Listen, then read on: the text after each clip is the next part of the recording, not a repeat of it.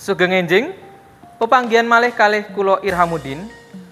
Dinten menika kula badhe ngandharaken urut-urutanipun ngagem busana Jawi gagrag Yogyakarta.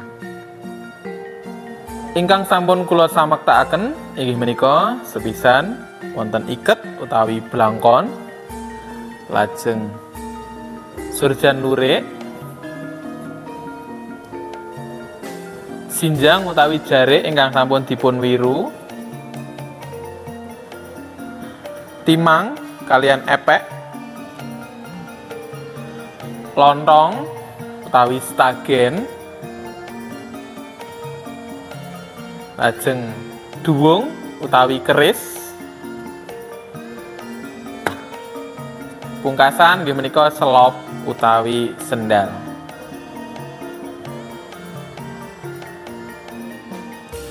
Selop utawi sendal kadang dipun agem wingking utawi ngajeng, ananging menawi kula dipun agem wiwitan kangge ningali mangke sinjangipun kedah ugi ngantos polok utawi mata kaki, nanging boten kengandhapen, boten kenginggilen. Jarikipun utawi sinjang sampun dipun wiru, cacahipun ganjil, lajeng menawi gagrag Yogyakarta sleret menika ketingal.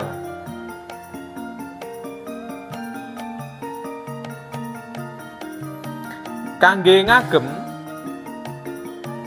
menawi jaler diagem mawi tangan tengen ubet mekaten, menawi estri lewat kiwa.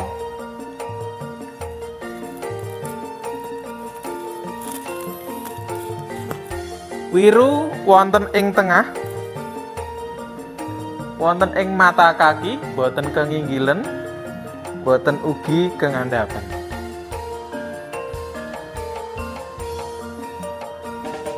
Bibar wiru saged dipun lajengaken lontong utawi stagen,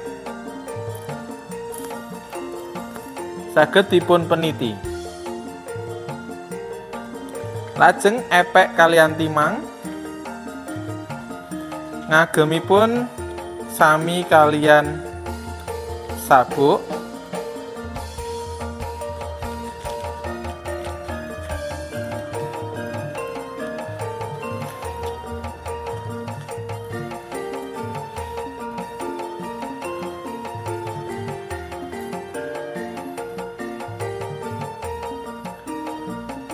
lajeng surjan lurikipun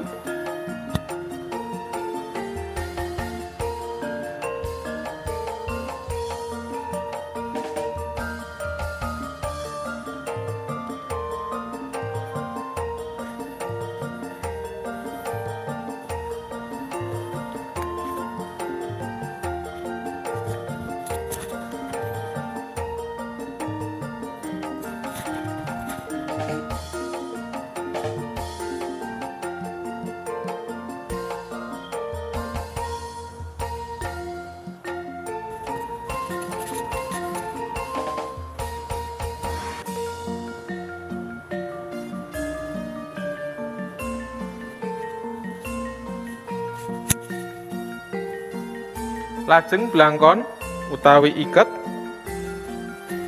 ingkang pungkasan inggih menika duwung utawi keris.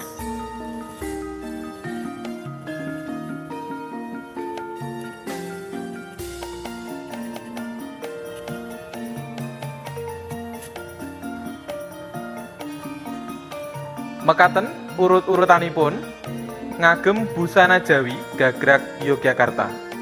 Sugeng pepanggihan malih wonten ing video salajengipun.